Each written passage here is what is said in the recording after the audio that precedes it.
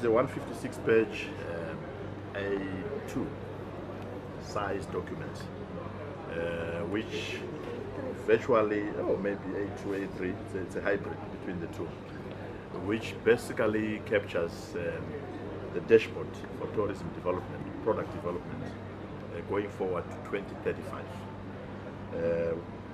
Following on from this, we will develop the national strategic plan, national strategy, how it's going to be achieved.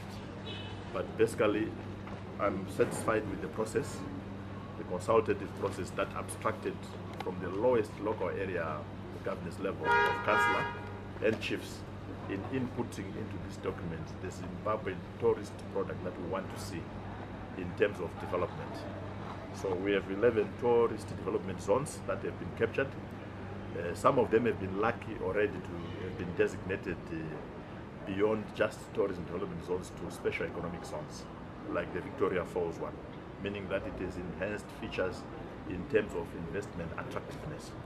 And my vision is really to see that extension of SEZ status extended to all the remaining 10 in the country. So we have a democratic dispensation that ensures that there's tourism for all, inclusivity, and that tourism is redefined beyond the ledger definition to its other definitions that include historical and liberation tourism, that includes religious tourism, culinary tourism, cultural tourism.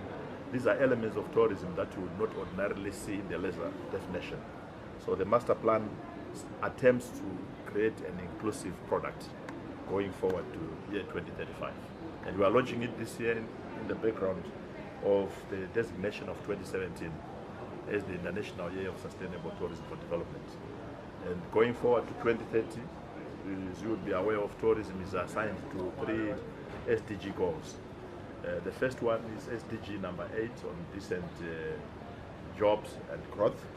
And if this plan cannot expose the job opportunities for the youth in alignment with our own vision at the African Union on harnessing the demographic dividend and investing in the youth, then it is not good enough.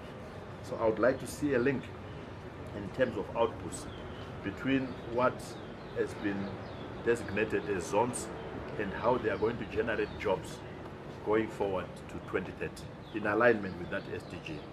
The next one is obviously sustainable consumption and production.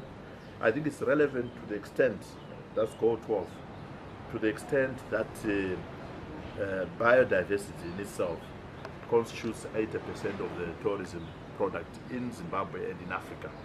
And this sustainable management of our flora and fauna is so imperative to the extent that we can sustain the product and the attractions that bring in current international source markets into our destination.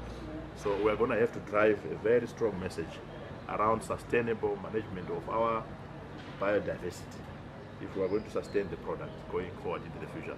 The third goal, of course, aligned to tourism is goal number 14, relating to life underwater.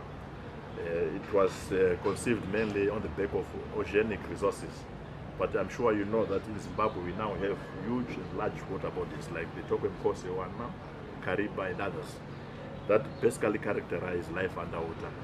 The recreational potential of our water bodies, the empowerment potential around fisheries and aquaculture products that are related to water bodies. And it is in that context that we obviously find us at the UNWTO celebrating at least one of the International Tourism Days with a theme on tourism and water, because wherever there is water, there is tourism. Wherever there is water, there is recreational potential. Wherever there is water, there is tourism. And this plan basically speaks to that.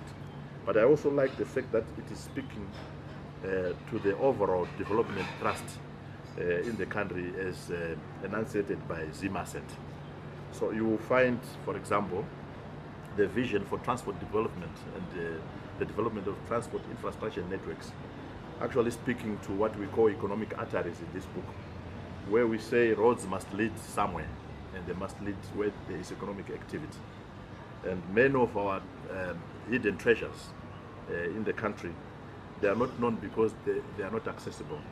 And this plan attempts to basically speak to the future to say if we are going to know all these assets, they must be accessible and there must be a transport artery or economic artery network that basically exposes them.